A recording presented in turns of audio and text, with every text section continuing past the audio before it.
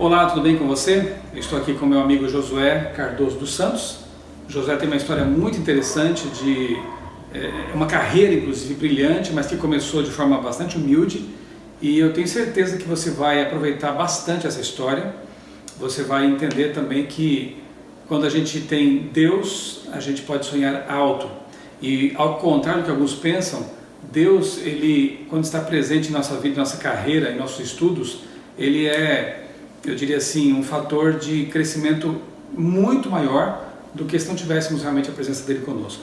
O Josué, ele teve uma experiência de encontro com esse Deus durante a fase universitária, e eu imagino que esse vídeo vai ser de especial interesse e utilidade para você que está estudando, quem sabe fazendo um pré-vestibular, no ensino médio, ou mesmo já na universidade, levando em conta que hoje em dia, segundo algumas pesquisas, infelizmente, cerca de 70% dos universitários cristãos abandonam a fé ou a igreja justamente nessa fase da universidade.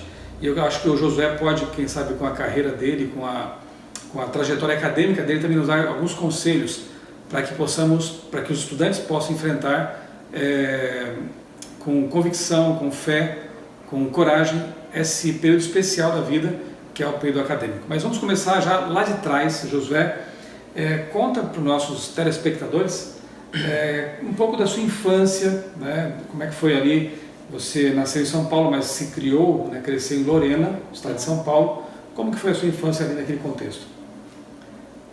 Bem, a minha infância foi uma infância assim, dentro de uma cidade pequena, né?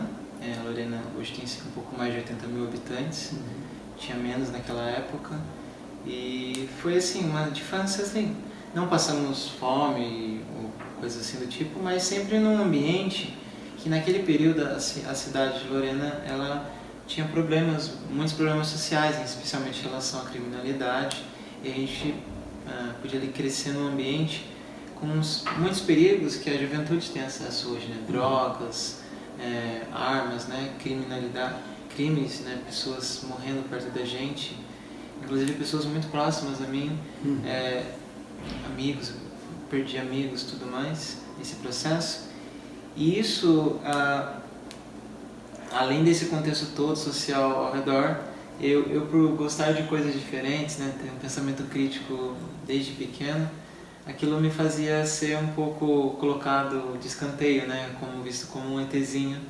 E então eu me refugiava às vezes em meio a esse contexto de não ter muitas oportunidades fora pelo contexto social, socioeconômico em que eu vivia. Você disse que era tratado como uma espécie de ET por gostar de coisas diferentes. Quais seriam essas coisas diferentes?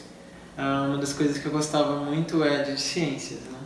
Então eu gostava muito de ver documentários, né? Sobre astronomia, sobre animais, gostava muito do tema de dinossauros. Então gostava muito também, ainda gosto na verdade, né, de história antiga, né, de impérios antigos e tudo mais, coisas que sempre alimentaram muito a minha curiosidade e despertaram a minha paixão para depois um dia hoje ser um cientista. Enquanto seus colegas viam TV aberta, aqueles programas Videogame comuns, você via TV Cultura, né? Eu gostava de ver muita TV Cultura.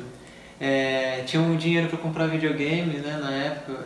Eu gostava de jogar, mas eu não tinha dinheiro nem para ter. Então eu me refugiava naquilo que eu tinha acesso, né?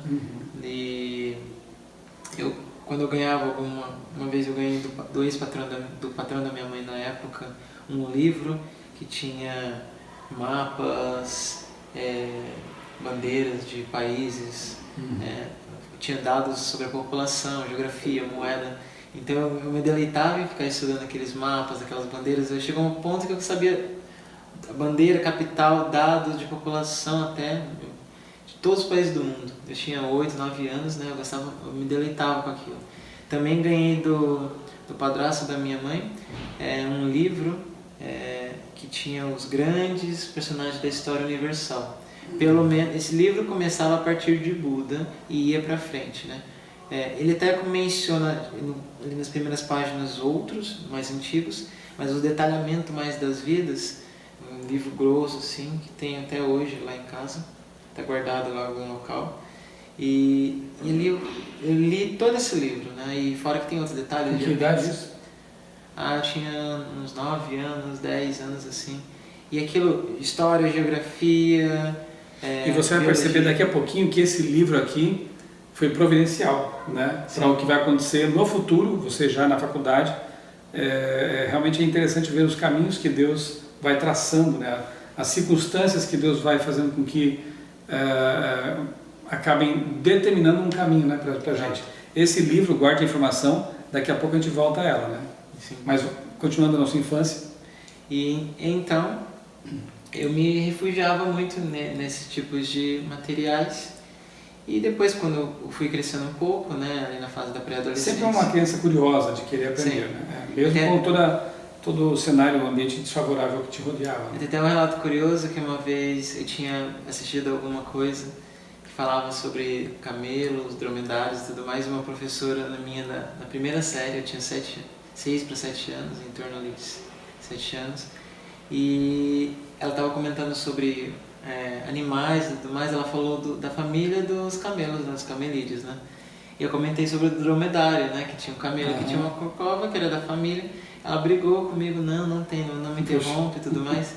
Eu falei, não, mas eu já li sobre isso e tudo mais. Ela não gostou, ela me colocou pra fora. Nossa. Né? Aí o que acontece?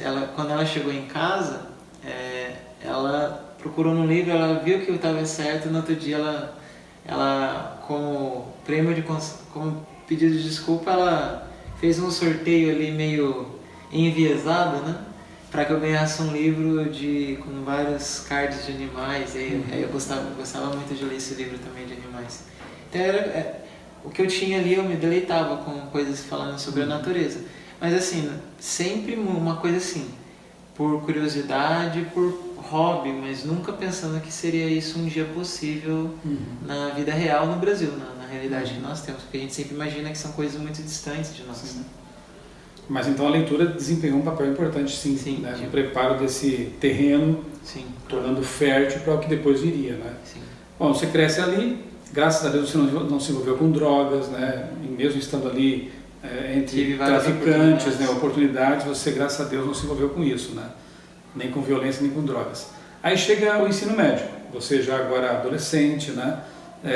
Acaba tendo contato com outras realidades também ali.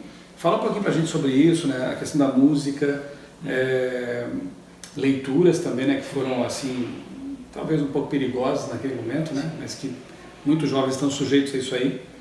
E também a sua fase de estudos aí no ensino médio, né? Se houve alguma mudança. Então, assim, como eu comentei, eu gostava de ver, assim, coisas sobre animais. Mas, assim, animais, natureza. Se possível, ver algum documentário, assim. Mas eu não tinha acesso, porque ainda a gente estava numa época ali da internet que YouTube não tinha como é hoje. Então a gente dependia muito de material impresso nessa época ainda. A internet não era rápida como é hoje. Então, o que acontece é que, em determinado momento, eu tive acesso a assistir filmes, né? Um que eu tinha gostado muito na época era O Senhor dos Anéis, e aquilo... Por gostar de história antiga, mitologia... Acabou te atraindo, né? Atraiu demais, então eu assisti todos os filmes em versão estendida, que é mais de 4 horas cada um. Devorei os livros... Então você leu os livros que deram origem aos filmes, né? Tolkien, né? Sim. E aquilo lá foi assim, uma experiência assim, muito imersiva para mim. Aquilo lá foi abrindo portas para eu ler toda a série do Harry Potter, toda a série...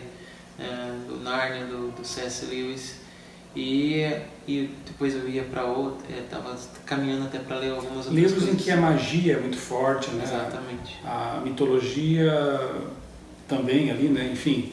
Esses livros eles têm são atrativos, né? Pela forma como foram escritos, porque são escritores geniais, e o próprio enredo ele é envolvente. Exatamente. A linguagem é muito bem construída de forma a envolver, de tal maneira que você consegue, vou dar um exemplo pessoal em relação aos Senhor dos Anéis. As pessoas que em geral leem, que são estudantes, realmente imergem nesse mundo. É uma coisa assim,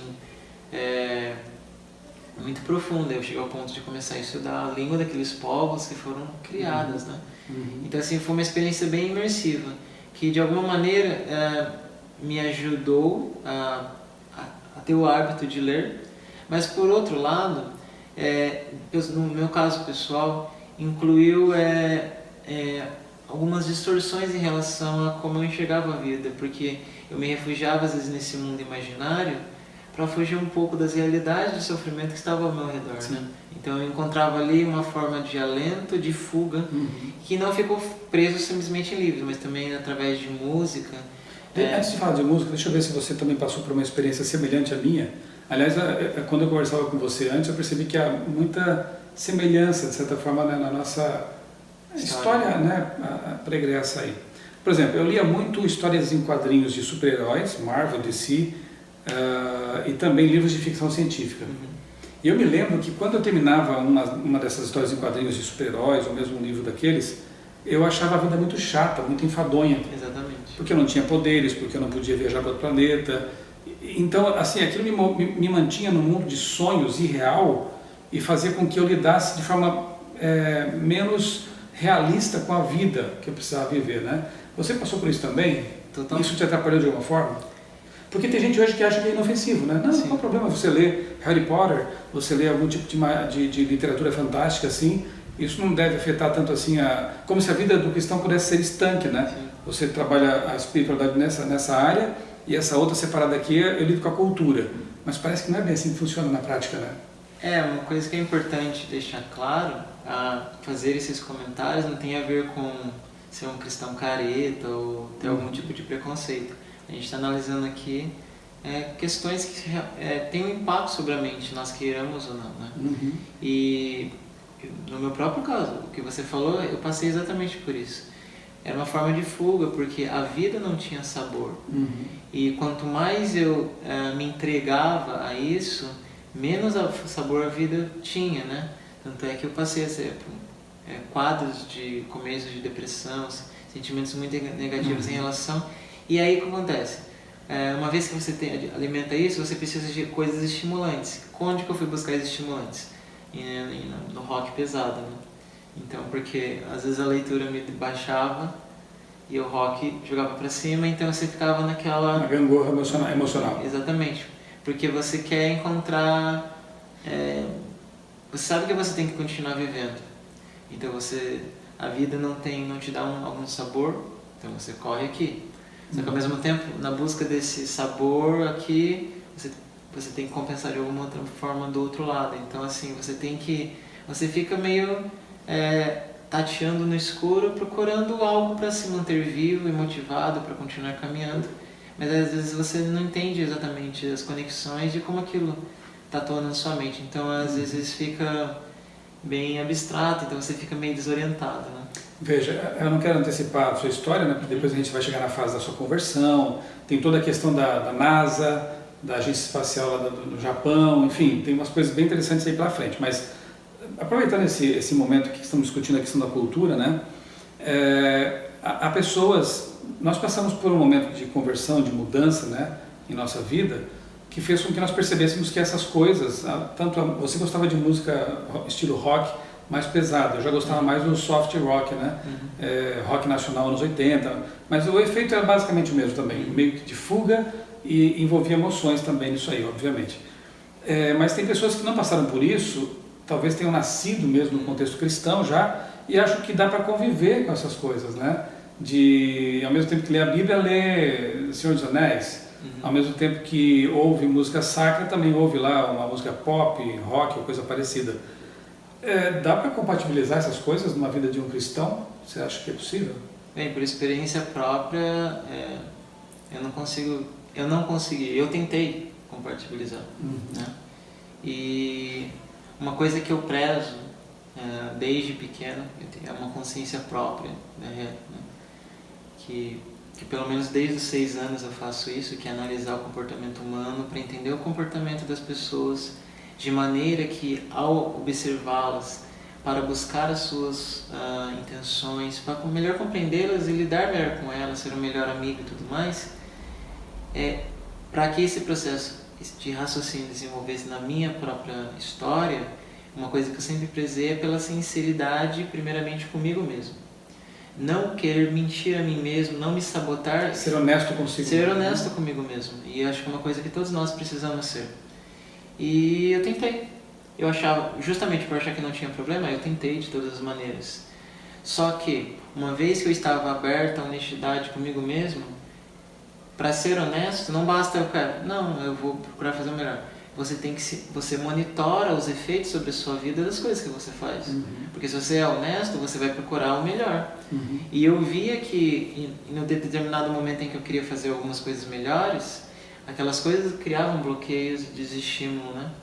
Então, assim, era um peso psicológico. Às vezes, eu queria estar numa situação tentando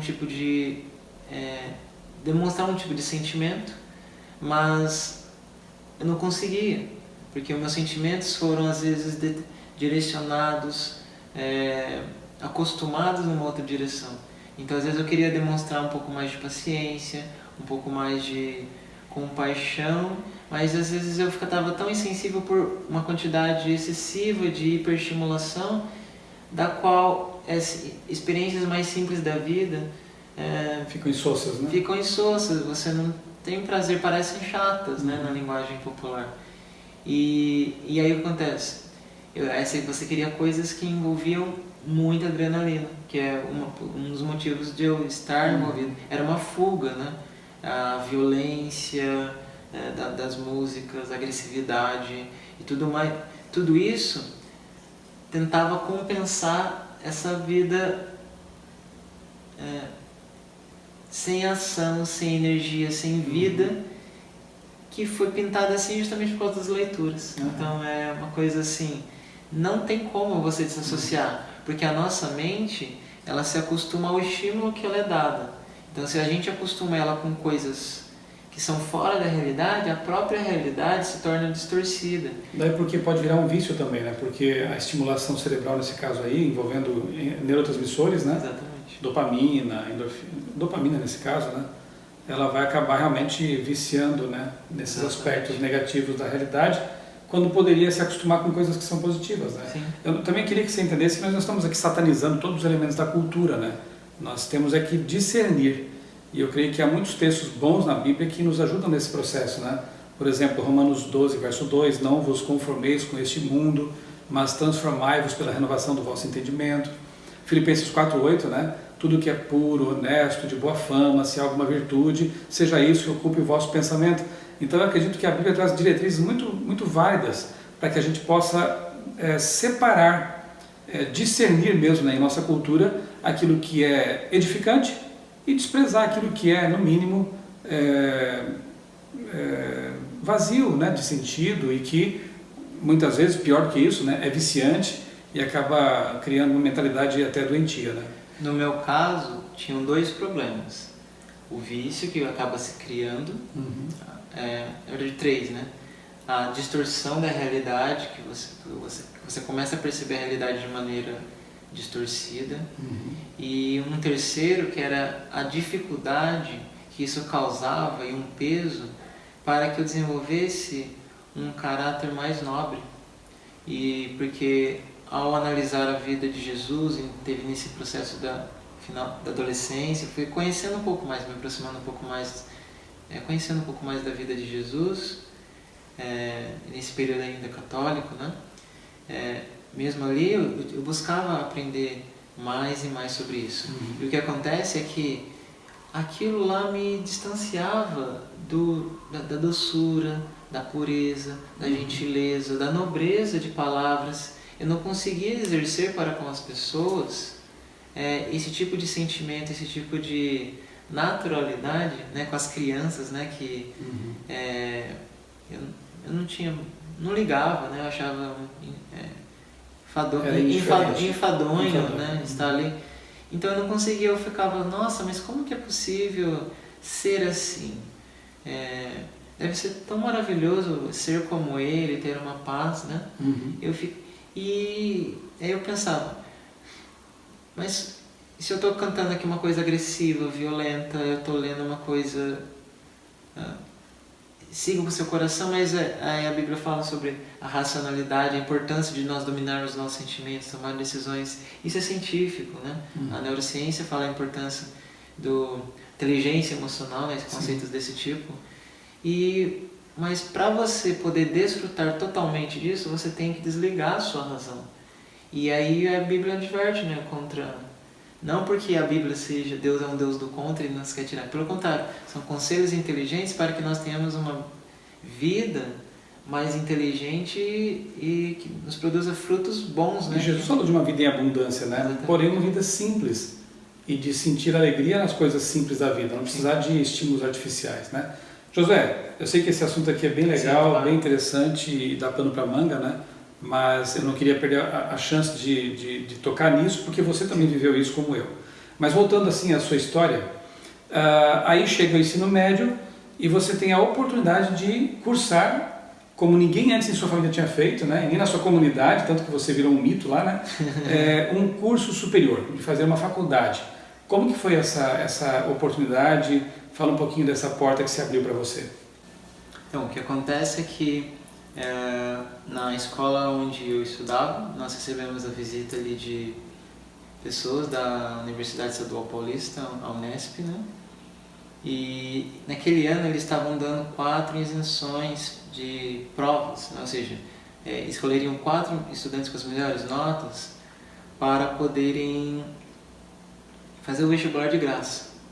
O que acontece é que 2 dessas vagas eram para licenciatura e 2 para bacharelado. Um amigo havia escolhido um curso de licenciatura, o outro de bacharelado. Tinha uma amiga que ela queria prestar um curso de bacharelado, ou seja, as 2 vagas de bacharelado, então para mim sobraria a licenciatura. O que acontece é que eu, por ter as melhores notas naquele momento, eu tinha preferência da escolha primeiro, né? E então eu conversei com ela. Olha, você vai prestar o quê? Tal curso, nutrição. Aí eu falei assim, eu estava pensando em talvez prestar física, porque existe física ali, né? É baseado naquilo que eu gostava, tudo da infância e tudo mais. No entanto, não era pensando em ciência e tudo mais assim, porque eu achava que isso não existia no Brasil. Ainda, por mais que eu estava sabendo agora do acesso ao curso, a possibilidade de tentar, eu ia prestar, sem expectativa de que eu ia passar. O que aconteceu foi que ela me disse, bem, se eu não tentar esse curso de nutrição, que é conta com bacharelado, eu não vou tentar nenhum. Então eu pensei, puxa vida, eu não gostaria que ela ficasse sem prestar. E está nas minhas mãos poder ajudá-la também. Então eu vou fazer o curso de matemática, que também tem contas que eu gosto. E logo por causa daquela mentalidade, né? Vou fazer isso e vou ser professor, ou fazer alguma coisa sem ser da área científica. Então, pensando nela, fiz um sacrifício próprio, por amor dela, e deixei ela pegar aquela vaga para prestar esse curso na área de bacharelado, e eu na área de licenciatura, que era a vaga de licenciatura que havia, né? E de certa maneira, na verdade, totalmente importante falar isso, ao ingressar nesse curso, eu tive acesso a ter aulas com a professora que se tornou... também é que, assim, o seu altruísmo lá, aliás, só você passou no fim das contas, né? Mas o seu altruísmo acabou se revertendo numa benção, né? Sim. Porque aí você conheceu a professora e como é que foi o desdobramento disso? Então, assim, através dessa professora eu comecei a trabalhar com rotações, né? O satélite está no espaço, ele faz um giro assim, né? Ele gira lá no espaço, né? Nesse caso, nesse tipo de satélite que a gente estava estudando, isso estabilizava a orientação dele no espaço e sujeita a forças diferentes que atuam ali. Aliás, José, deixa eu explicar agora também para quem está nos assistindo, né? Por que eu coloquei essa maquete aqui atrás, né? Não foi por acaso não, né? Bom, eu quando tinha mais tempo, eu tinha um hobby que era de aproveitar materiais recicláveis e montar, né, naves espaciais. Eu gostava muito de fazer isso. Essa aqui fui eu também que projetei e montei, né, enfim. E a ideia é fazer um link, né, com porque o Josué, ele embora tenha cursado matemática, ele envereda agora para assuntos espaciais, né? Começa a lidar com satélites, com cálculos que envolvem lançamento de satélites, órbitas, né, e tudo mais. Então a maquete está aqui só para lembrar, né, que a nossa conversa vai enveredar agora para uma área bem legal. Eu também sempre fui apaixonado por astronomia, por questões que tem que ver com espaço, com naves espaciais, né? Está aqui então a maquete só para nos fazer manter o foco. E aí, como é que foi? Essa professora te colocou em contato com outros também, né? Uhum. Então, eu trabalhei 3 anos com ela, né? E isso até se tornou meu trabalho de conclusão de curso, né? Que foi bastante elogiado. E não foi 10, tirei 9,9, né? Mas foi muito gratificante todo esse período com ela. Sou grato muito a ela, somos amigos. Tenho um carinho tremendo por ela. Pudemos viajar juntos. E através dela eu conhecia o professor que foi o orientador dela. E ele se tornou meu orientador de mestrado e doutorado. E com mestrado e doutorado em física, né? Agora em física, tá. né? Porque lá nós temos o programa de pós-graduação em física também. Então, com ela eu aprendi a estudar as rotações de satélite. Com ele eu aprendi a trabalhar agora com a órbita, que é o movimento da espaçonave ou de um planeta ou de uma lua ao redor de um outro corpo que é maior que ele. Nesse caso, né, desses estudos que eu faço até hoje. Então, essa experiência trabalhando com rotações e órbitas me prepararam para uma oportunidade que era, na verdade, uma coisa assim que é muito almejada por muitas pessoas da minha área, que é poder trabalhar com o pessoal lá da Universidade do Colorado, que na minha área tem o grupo de pesquisa mais forte do mundo, né?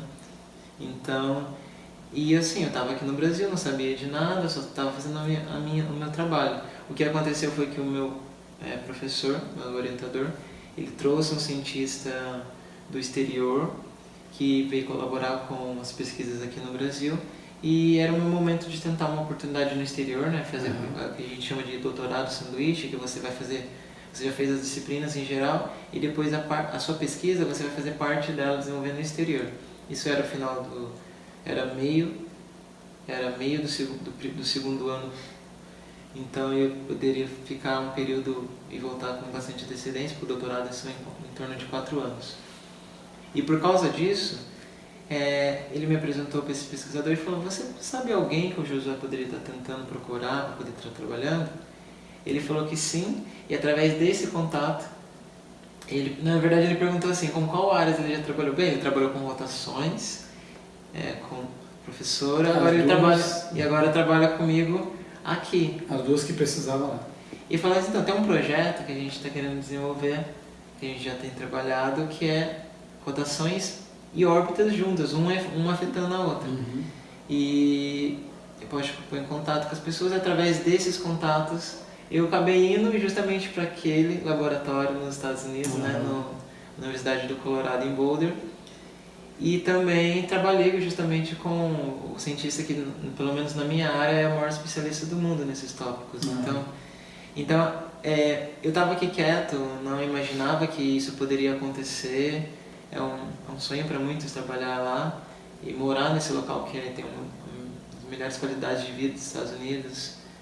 Uma cidade que também me ajudou no meu processo eu estava querendo me tornar vegetariano, isso me ajudou muito, porque é a cidade mais vegetariana dos Estados Unidos. Nesse processo me ajudou muito.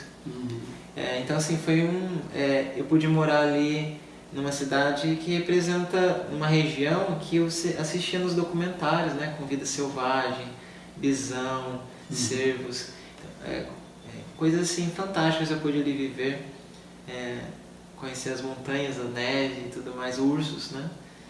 Então tudo isso me fez crescer como pessoa, me fez crescer como homem, né? Lidar com coisas que eu não tinha experimentado, uma nova cultura, um novo país, tudo aquilo me fez crescer de maneira completa. Isso ajudou a fortalecer o meu caráter, que também ajudou a ser um melhor cristão, um melhor cidadão. Bom, você mencionou o cristão aí, né? Então a gente vê que no primeiro ano da faculdade já portas foram se abrindo para você, e academicamente falando, né? Mas esse primeiro ano de faculdade também foi determinante no aspecto religioso, né? Sim, sim. A sua vida teve uma guinada aí também, né? Como foi isso? Só antes de responder isso, só para concluir o outro, tem um aspecto. Por que eu mencionei essa questão das escolhas? Se a escolha lá com a minha amiga não fosse altruísta, eu não teria feito o curso de matemática, não teria conhecido a professora, que não me apresentaria aquele professor, eu não teria trabalhado nos 2 tópicos necessários para ir trabalhar no local que, para quem trabalha com o que eu trabalho, é o sonho de estar. Então percebe que uma escolha altruísta, pensando no próximo, que aparentemente na época eu pensei assim, puxa vida, eu vou me prejudicar, vou deixar de seguir o que eu queria, que na verdade o que eu queria era só fazer a coisa, mas sem algum prognóstico. Eu vou deixar de fazer o que eu queria para beneficiar outro, né? Eu vou me prejudicar, entre aspas. Na verdade, essa escolha, por amor à minha amiga, foi na verdade o que me guiou a ter todas as decisões. Foi um efeito borboleta para o bem, né? Que me propiciou chegar infinitamente mais longe do que aquele menino simples poderia imaginar. Então, assim, esse é um aspecto. O outro é que, eu estou falando do fruto, né? Mas, assim, todo o processo para desenvolver a coragem, a perseverança, uma coisa que eu prezo muito são 2 coisas. Fidelidade, que envolve a questão de ser honesto, honestidade consigo próprio e com as pessoas. Honestidade que edifica, né? Não adianta eu tentar ser honesto, sincero, mas machucando as pessoas. A gente tem que ajudar as pessoas. O mundo já está cheio de dor, então que a gente possa somar com coisas boas. Então o que acontece? Nesse processo eu estava bem aberto ali no primeiro ano, eu tinha a minha religiosidade que ainda era limitada, eu estava muito grato por passar no vestibular, estar conhecendo ali na universidade oportunidades novas de mundo. Então eu me abria a aprender mais coisas, né? E dentro desse processo, uma vez eu estava trocando de canal de televisão, tinha um canal novo, antigamente era a TV Setorial, né, de Pindamonhangaba, e se tornou ali a TV Novo Tempo, canal 15 naquela época. E ali estavam crianças cantando, né? Eu achava meio exótico aquilo, né? Porque eu nunca vivi num ambiente em que as crianças se comportavam daquela maneira. E eu troquei de canal algumas outras vezes para tentar ver as crianças cantando, não para admirar a música em si, mas só para fazer chacota. Ou, sabe, dar risada, ou, nossa, é tão diferente, né? Chamava atenção. E numa dessas mudanças eu acabei assistindo programas, estudos, né? Baseados bem em conceitos de história, né? Com 2 pastores chamados Henry Feyerabend e Mark Filling. E ali eles estudavam profecias que falavam de impérios antigos, Babilônia... E foi nesse momento que faz-se um link com aquele livro da sua infância, que tem a ver com os personagens da história e tudo mais. Você conseguiu então relacionar, né? Profecias com a história. Exato, eu pensei assim, puxa vida, aqui eu encontrei um grupo de pessoas que se importam e falam daquelas coisas, porque ninguém gostava de falar no ambiente ao redor de mim daquelas coisas. Eram coisas que eu ainda tinha minhas memórias afetivas também em relação à história, que é uma coisa que eu gosto muito, de compreender o desenvolver da realidade. Não só compreender a realidade, mas como ela chegou naquele estado.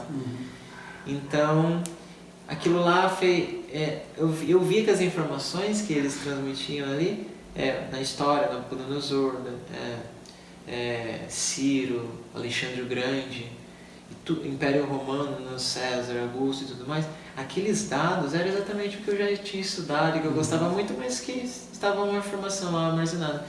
Fui investigar, aquilo lá me despertou esse lado da história novamente, fui verificar, conferir historicamente, procurei livros, datas, conferi e batia. Então aquilo me deu credibilidade de começar a ouvir outras coisas. E sempre com muita base, um pensamento muito crítico que eu sempre tive em relação a ter as fontes primárias, né? Não um boato de internet. Então sempre procurei as informações em fontes primárias. E ao verificar, quanto mais eu estudava aqueles relatos de profecias de Daniel, né? Principalmente também um pouco de Apocalipse, aquilo foi demonstrando quão interessante era aquele tópico, e aquilo E eu fui compreendendo a revelação, depois eu até descobri na Bíblia que o próprio apóstolo Paulo revela que a Bíblia e a natureza são grandes fontes de revelação da verdade. Então essa abertura de mente e perspectiva de crescimento que a universidade me deu nos primeiros meses me ajudaram a ter essa perspectiva e abertura de que agora eu posso crescer nisso, eu posso crescer, e isso vai me ajudar, ambas vão contribuir, não só como indivíduo, mas vão me tornar uma pessoa mais útil, porque eu terei princípios mais elevados para desenvolver um melhor amor pelas pessoas ao meu redor, servir melhor com aquilo que eu estava aprendendo. Josué, você mencionou lá na sua infância, você era uma espécie de extraterrestre, um ET, né, por ter preferências diferentes, leituras diferentes, né, não se envolver tanto com aquele estilo de vida, né, complicado ali. Agora, por se tornar um cristão mais praticante da palavra de Deus, né, por buscar a Bíblia, inclusive guardar o sábado, você passa também a serviço de novo como extraterrestre na universidade, né? Como que foi esse preconceito localizado, né, que as pessoas às vezes manifestam um preconceito mais localizado mesmo contra cristãos, contra pessoas que guardam os mandamentos bíblicos, né? Como é que foi isso aí? E como que foi para você conquistar o respeito mesmo das pessoas, né? Mesmo sendo um cristão dito hoje, pejorativamente falando, de fundamentalista ou conservador? Então, eu percebo, assim, por experiência própria, que o preconceito ele é resultado principalmente da ignorância das pessoas acerca dos conceitos, né? Eu já até fiquei um pouco assim, eu sabia que por ter princípios e um estilo de vida diferente, eu sofreria retaliações por isso, né?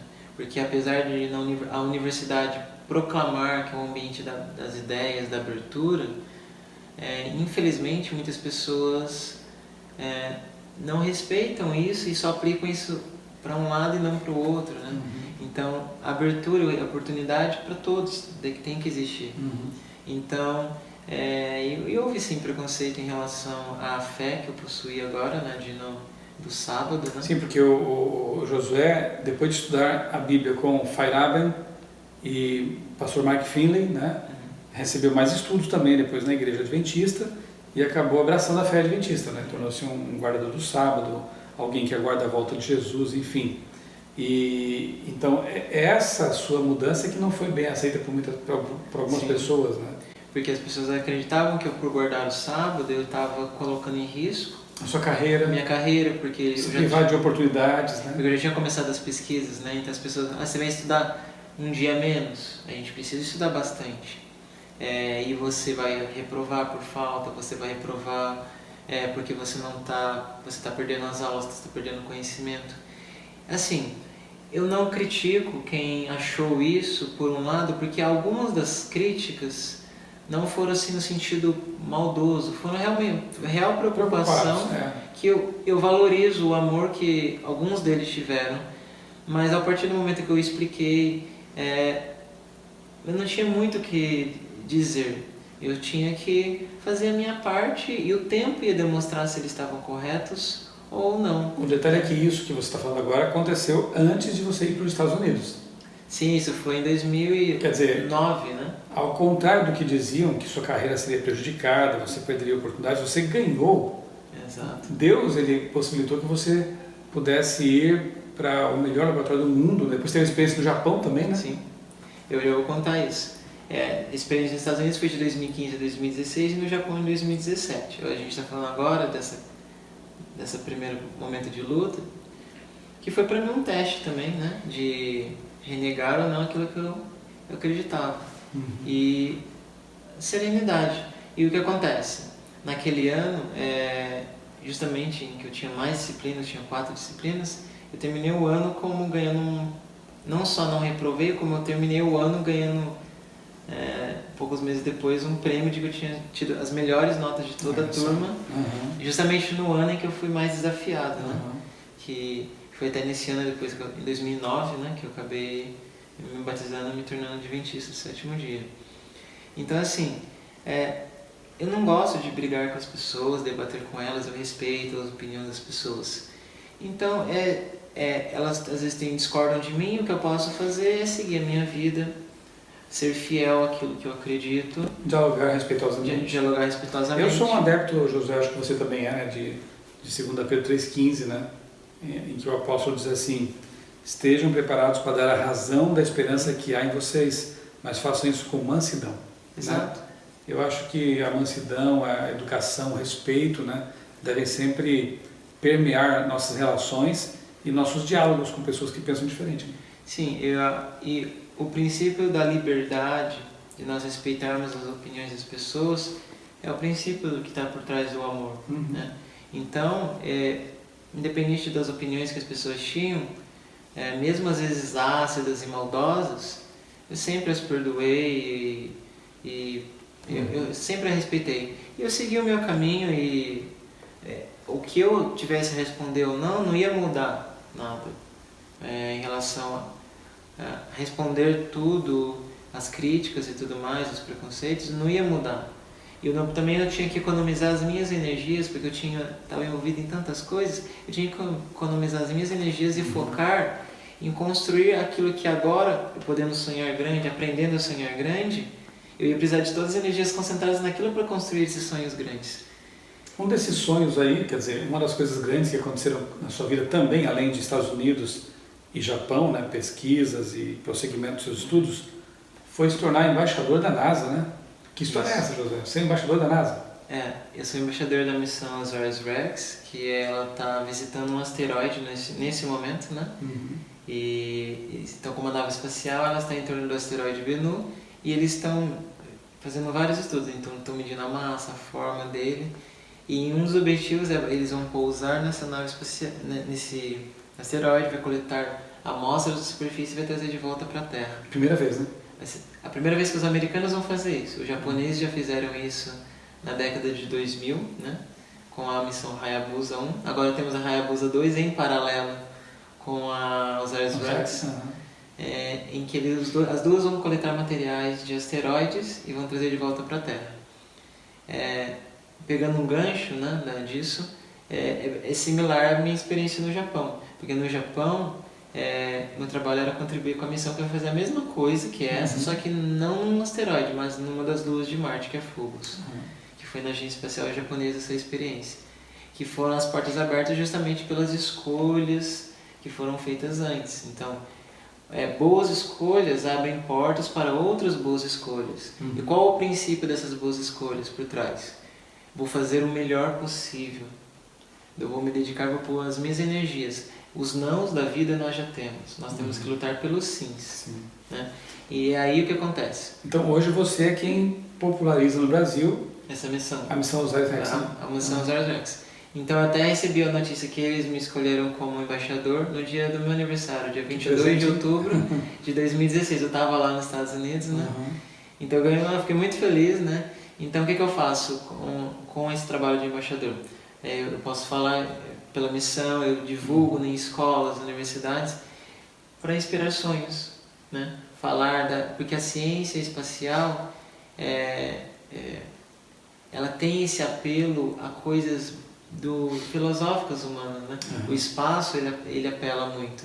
Então ela tem um potencial tremendo de incentivar a educação, a curiosidade, a carreira científica, e o empenho que você precisa ter nesse tipo de atividade humana, que é a área científica, dá disciplina para que crianças jovens, né, adolescentes, eles foquem em boas escolhas, que é uma coisa que no final que eu gosto de falar em final de palestra, né?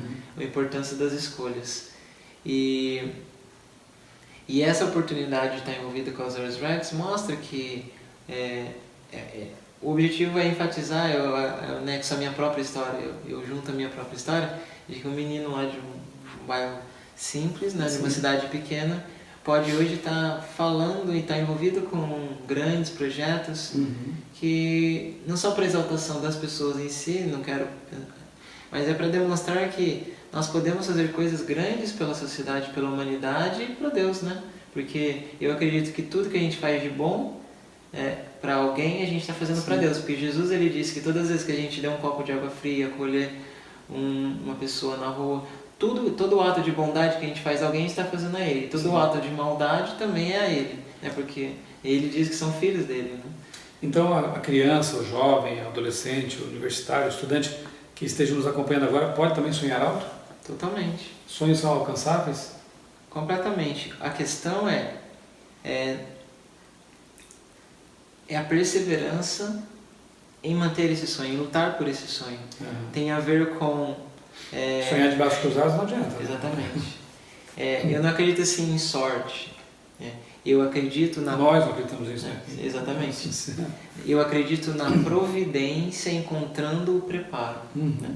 Então, todos nós temos oportunidades, algumas oportunidades que nunca mais vão voltar para fazer guinadas e mudanças grandiosas em nossas vidas. Só que essas oportunidades precisam nos encontrar preparados, porque não adianta nos encontrar despreparados que nós não seremos capazes nem às vezes de percebê-los. Vou dar um exemplo só, né? No caso do Josué ainda.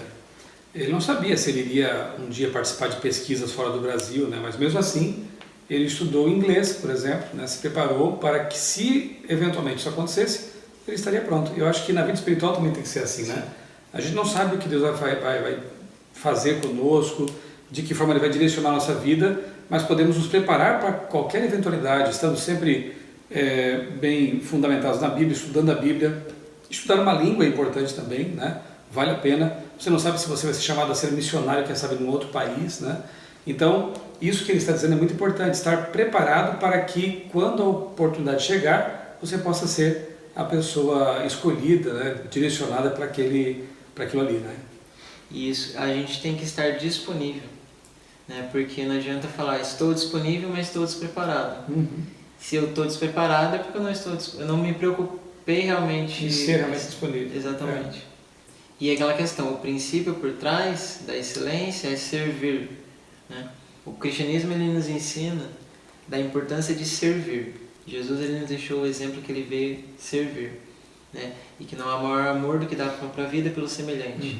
Mas o que seria dar a própria vida? Dar a própria vida eu não entendo que simplesmente eu vou lá e pulo na frente e salvo a pessoa de um acidente. Dar a vida, a minha vida, o que é a minha vida? É meu tempo, meus talentos, minhas energias, minhas forças, minhas orações, minhas ações em prol dela. Então isso para mim é o maior dar a vida. É porque você está desprendendo de você próprio para tornar a vida de outros melhores, né? Então, em relação à carreira, títulos, eles, na verdade, eles são importantes, né, por um aspecto profissional, mas eles não nos tornam seres humanos melhores. Eles só revelam, eles só de alguma maneira buscam demonstrar a quantidade de esforço que houve para a pessoa chegar naquela posição, que tem que ser valorizada de maneira muito especial. No entanto, isso não nos torna essencialmente pessoas melhores, nos torna talvez uma pessoa com preparo em alguma área que possa contribuir. Então assim, se alguém precisar de ajuda com isso, a pessoa vai ter um pouco mais de confiança. Esse ponto da confiança que é o mais importante. Através da confiança se desenvolve o respeito, o amor para a gente ter uma melhor convivência como pessoas, e no caso do cristianismo, o aspecto religioso, termos um maior alcance para que as pessoas, através de nossas vidas, possam conhecer a Jesus. Porque eu não penso no conceito de proselitismo, né, de conversão, outras pessoas para ganhar, como infelizmente existem pessoas que fazem isso. Eu penso no conceito de que o cristianismo que eu conheço, ele me diz o quê? Que há um Deus que nos ama e Ele quer, através de nossas vidas, mostrar para as outras pessoas que ama elas também. Então, o meu papel, o meu propósito de vida é ser uma maneira de mostrar uma versão de Deus, amor. Se outros querem demonstrar outras versões, eles têm a liberdade deles. Sim. Mas a versão de Deus que eu conheci, que eu creio e que tenho experimentado em minha vida é um Deus de amor, é um Deus de respeito. E se eu quero caminhar com Ele, se eu digo para as pessoas que eu amo Ele, caminho com Ele, naturalmente por caminhar com Ele, eu serei cada dia mais semelhante a Ele. E não adianta eu falar isso verbalmente, né? Isso tem que ser parte da minha própria mente e brotar naturalmente através de ações, palavras, atitudes. E é o que eu busco não parecer, mas é o que eu busco ser, que é aquela questão original que eu falei, da honestidade consigo próprio. Então você me mostra mais uma vez que é plenamente possível ser um cientista com excelência acadêmica e um bom cristão, Sim. um verdadeiro cristão. Sim, temos grandes nomes, né? Na verdade, a ciência moderna como ela é hoje, ela foi fundada por grandes cientistas cristãos, né? Não que não Newton, Galileu, Copérnico, Leibniz, Kepler, né? E você hoje Pascal. seguindo, né, sobre ombros gigantes os mesmos passos, né? Eu me orgulho muito no sentido positivo, eu tenho alegria, né, de seguir a mesma linha de trabalho, a mesma área de trabalho de Galileu, Sim. de Newton e que valorizavam a ciência e a revelação de Deus. Né? Sim. E tem esse aspecto e a mesma linha profissional, que é a mecânica celeste, que é uma paixão. Então assim, eu tenho realmente gigantes, né, sobre os ombros, e eu coloco gigantes, todos os meus professores e amigos, especialmente os professores, que ensinaram tantas coisas valorosas, né? Então eles elevam a gente, né? E tem gigantes da história da humanidade como esses que você mencionou. Então assim, temos que ser justo com a história, né? E reconhecer que pessoas de diferentes credos e muitos cristãos, né? Nesse começo da ciência moderna, como ela é hoje, ocidentalizada, a maior parte foram cristãos que estiveram ali contribuindo para construir a ciência como ela é. O próprio Blaise Pascal, que desenvolveu o que é o método científico, que desenvolveu o atual método científico, que como ele é sistematizado hoje. E outra porta que se abriu para você foi o pós-doutorado em Israel, né? Pois é. Essa aí foi uma oportunidade que surgiu depois de todos esses estudos que eu fiz, né, 2 vezes no exterior. Terminei o doutorado ano passado, em julho, 4 de julho, né? E fiquei nesse período de alguns meses sem oportunidades. O Brasil está vivenciando uma crise financeira, com ausência de bolsas, corte de verbas. E por causa disso, ia ser a primeira vez que eu ia entrar um ano, 2019, sem uma perspectiva de futuro, né? Todos os anos, desde que eu tenho consciência de vida, eu tinha 3 anos, eu me lembro, né, dessa fase ainda, são memórias curtas, mas eu ainda lembro um pouquinho dessa fase. O próximo ano eu vou estar na pré-escola, no outro ano eu vou estar na primeira série, no outro ano eu vou estar no ensino médio. Todo ano eu tinha alguma coisa porque eu consegui emendar todos os meus anos de estudo sem intervalo, até terminar o doutorado. E essa é a primeira vez que eu ia ter mais perspectiva do que aconteceria ali nas poucas horas. Ali, alguns momentos antes do pôr do sol, no dia 31 de dezembro, né, de 2018, que para nós, né, segundo biblicamente, é a verdadeira virada do ano, né? Porque dos dias também, né? Sim. Enfim. E eu recebi esse e-mail de Israel com essa oportunidade, se eu tivesse disponível interesse, para a gente poder conversar. A gente teve reuniões, foi buscaram-se cartas de recomendação com esses cientistas com quem eu pude trabalhar ao redor do mundo. E por serem pessoas de renome e toda a experiência que eu adquiri, os trabalhos que eu tenho desenvolvido, foi analisado e foi aceito, e eu fui chamado para esse trabalho para ser pesquisador na universidade que se chama, um instituto chamado Technion, que é como se fosse o MIT de Israel, que é o Israel Institute of Technology, Haifa, né? Em Haifa, que é o Instituto de Tecnologia de Israel. É onde fica a cidade próximo ali do Monte Carmelo, que é onde justamente Elias, né? Que tem uma questão profética, né? Que o povo de Deus nos últimos dias seria Elias, né? Preparando o mundo para a volta de Jesus, que nós cremos, né? Ali Elias lutou contra os profetas de Baal, né? Sim. Então eu espero ali poder ser não no sentido religioso, simplesmente eu quero falar assim no sentido de profissional, ser um bom exemplo, né, inspirar outras vidas das pessoas ao meu redor, porque quando eu estive no Japão, a gente convive com pessoas fora da universidade, também nos Estados Unidos, aqui no Brasil, e em todas a gente tenta inspirar sonhos, né? Você pode fazer o melhor, se você der o seu melhor, cada gota de suor, cada gota de sangue, cada lágrima derramada em prol do semelhante vai ser honrada e vai se multiplicar de maneiras que a gente nem imagina. E eu, lá atrás, era só pela fé. Hoje eu vejo os frutos, vidas transformadas, pessoas em depressão, pessoas doentes, tantas pessoas assim que não por méritos próprios, mas através desse trabalho puderam ter vidas restauradas, recuperadas, saírem de depressão, saírem de pensamentos suicidas e ter uma nova vida, uma alimentação melhor, uma vida melhor. Tudo isso, lá atrás eu pensava, se eu fizer isso, Deus diz, a Bíblia fala assim, eu observei o comportamento das escolhas das pessoas, do que era ruim, do que era bom. É aquela questão, eu espero que vai acontecer, mas quem sou eu para pensar que isso pode acontecer? Eu sou só um menino aqui numa cidade pequena, não vai ser comigo. Porque tem que ser eu que tenho que fazer essas escolhas. Eu não sou ninguém, não vai chegar em lugar nenhum, né?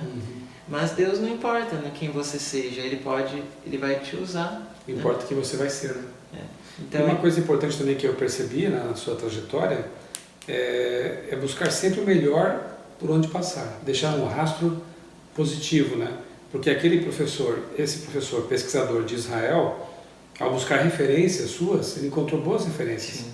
Então, tudo que você for fazer, a Bíblia recomenda isso, né? Sim. O que você for fazer, faça conforme todas as suas forças, né? O que merece ser feito, merece ser bem feito, para você deixar sempre um rastro positivo, né? E depois isso possa recomendar você, né? Exatamente. Então isso é excelência, buscar a excelência sempre em tudo que a gente faz.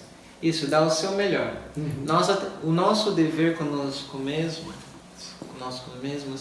é fazer o nosso melhor. Isso é o conceito de perfeição que eu carrego, um dos conceitos de perfeição que eu carrego, que é você dar o seu melhor. Dar tudo que você pode, você vai ter a paz de consciência de que está feito, sabe? Então, por exemplo, às vezes eu não tirava uma nota máxima. Às vezes eu tirava a nota máxima sem dar o meu melhor. Às vezes por acidente, teve uma vez ou outra que aconteceu isso. E tinha vezes que eu tirava 8, 8,5. Teve uma vez que eu tirei até 7, assim, mas eu fiquei totalmente satisfeito porque eu sabia que eu tinha dado o meu melhor. Então a paz porque aquela questão, o fruto do que você faz na vida, ele não é mais importante simplesmente que o processo. O processo é o que te amadurece. O processo é que você cresce. Então, o fruto se foi 7, 8, o importante é que eu dei o meu melhor. Se eu dei o meu melhor, eu não tenho que me cobrar no sentido de que, nossa, eu não consegui tirar 10, não consegui. Não, eu dei o meu melhor, então agora eu sei o meu limite e agora eu vou trabalhar em cima desse limite para subir. E por que eu vou querer isso? Justamente porque aquela questão, o que te move, né? Bem, o que me move o meu modelo de ser humano, de pessoa, é Jesus. E eu quero ter um caráter, eu quero ter sentimentos, eu quero amar as pessoas e servir ao mundo como Ele deu a vida dele, a semelhança dele. Então, e se eu não tiver qualquer área da minha vida em que eu não procure fazer o meu melhor, eu não vou estar semelhando a Ele, porque Ele, em cada detalhe, Ele se preocupou com as pessoas, em deixar um exemplo para que elas pudessem seguir. Então, se Ele teve esse esforço, essa dedicação de deixar isso, por que eu não vou fazer? Josué, a gente disse pouco tempo atrás aqui que, infelizmente, muitos jovens naufragam na fé quando chegam à universidade. Uma pesquisa aí mostrou que 70% deles, né, quando ingressa na vida acadêmica, acaba deixando de frequentar a igreja, alguns até abandonam a fé mesmo, né? Você que já passou por várias etapas, né, na sua carreira acadêmica, graduação, mestrado, doutorado, e agora está indo para o pós-doutorado, que conselho você daria para um jovem, um pré-universitário, alguém que já ingressou, mas está começando, né, na vida acadêmica? O que você diria para essa pessoa que quer manter a fé, mesmo ali em meio àquela avalanche de ideologias contrárias à Bíblia, à fé cristã, mesmo sendo testada a fé dele quase que diariamente, o que fazer para sobreviver no ambiente universitário? Eu faria a pergunta, primeiramente, por que eu quero preservar isso? Porque aquele princípio da honestidade consigo próprio. Eu estou defendendo algo por conveniência ou porque é algo justo, algo correto, algo bom, né? E para eu conseguir responder essa pergunta, o que eu tenho que fazer? Buscar embasamento. Nada, absolutamente nada que vale a pena, que tenha profundidade, valor nessa vida, pode ser ter uma base superficial, ter uma raiz superficial. Tudo, para que possa ser sustentado com firmeza, precisa de uma estrutura de conceitos, um fundamento sólido, princípios que vão nortear e proteger. Um exemplo, nós temos o conceito da gravidade, né? Ou de qualquer outro conceito físico.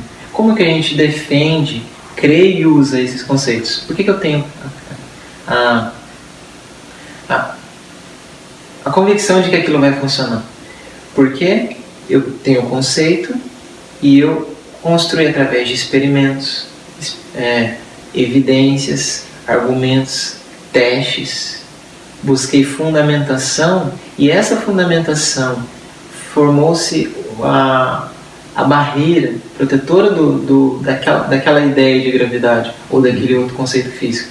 Então nós temos uma barreira conceitual não para proteger aquilo, no sentido de defender cegamente. Tem a ver com quanto mais evidências, quanto mais fundamentação, fontes confiáveis você tem em relação àquela ideia, as próprias evidências vão protegendo aquele conceito contra ataques. Porque alguém, para derrubar aquele conceito, ele tem que derrubar a barreira. Muro de evidências. Então, por exemplo, para derrubar a gravidade, eu tenho que pegar e destruir todas as evidências que existem a favor dela, né? Então, para qualquer ideia. Então, como que alguém poderia destruir qualquer ideia minha? Destruindo toda a barreira de evidências e argumentos que eu tenho. Então, por isso que existe o conselho de que estejamos prontos para responder a qualquer um. Sim. Porque eu preciso construir esses conceitos, essa base. E isso não vai vir sem algum custo. Teremos que fazer sacrifícios. Causar a dor, ser fiel causa dor, né? Buscar ser honesto causa dor no mundo corrupto, né? No entanto, a dor é melhor do que o engano. A dor é melhor do que a morte no final. A dor é melhor do que viver sem esperança e culpado, sendo hipócrita consigo próprio. Então, entre a dor e o engano e a falta de honestidade comigo mesmo, eu prefiro a dor. Até porque a dor fortalece quando você está passando por ela. Pode ser algo insuportável, né? A gente não gosta, a gente não lida bem com a dor. No entanto, por experiência própria, a dor me fez uma pessoa melhor. Molda o caráter, dá firmeza. Você se torna menos instável, você se torna mais firme, uma pessoa mais segura, que transmite mais segurança e esperança para outros. E tem uma outra parte que para mim é mais fundamental ainda, né? Que não importa quanto esforço eu faço, se eu desistir no final... Então, aquele conceito de nadar, morrer na praia, né? E devemos insistir em coisas que sejam boas, né? Teimosia é diferente de perseverança. Teimosia é você insistir em coisas ruins. A perseverança é você insistir em coisas boas, nobres e que valham a pena. E é uma coisa que eu carrego. Se eu tiver perseverança, lutar, não desistir, no processo, colocando meu coração, buscando ser fiel, o que vai acontecer? Mesmo que eu não colhe aqui, eu teria a paz de consciência e deixaria o rastro de exemplo, de motivação de que vale a pena. Né? Você está se livrando também de um monte de outros problemas, né? Que más escolhas trazem. Sim. E não estou falando que vai ser fácil deixar esse rastro. Trará muita dor. Eu senti muita dor. As pessoas veem os frutos, os prêmios, as viagens, mas não sabem as horas de estudo, de dedicação, muito tempo abdicado, às vezes longe da minha família. Eu saía bem cedinho e voltava tarde da noite. Comida esquentada, não tem essa coisa de comer em restaurantes. Comida esquentada, marmitinha, mas mar tranquilo não faz bom marinheiro. Então, eu senti muita dor, tive muitos desafios durante o processo para chegar aonde eu cheguei hoje, mas o que sempre me guiou foi que o não da vida eu já tinha. Eu já cresci num ambiente para eu dizer não para a vida. se eu desistir, se eu parar, do que adiantou tudo que foi investido em mim até hoje? Não só por Deus, mas pela sociedade, pelos meus pais. Então, eu pensei comigo, bem, tá doendo, mas eu sempre sofri.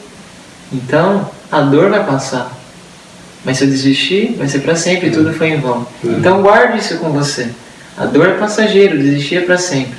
E mais cedo ou mais tarde, cada gota de suor, cada lágrima derramada, cada gota de sangue, se for necessário, para ser fiel, para cumprir esse propósito que a gente colocou no nosso coração, de ser fiel, de fazer o melhor, de dar o melhor de si, cada um desses segundos, dias, meses, anos dedicados serão recompensados. Talvez você não colherá, mas outras pessoas colherão.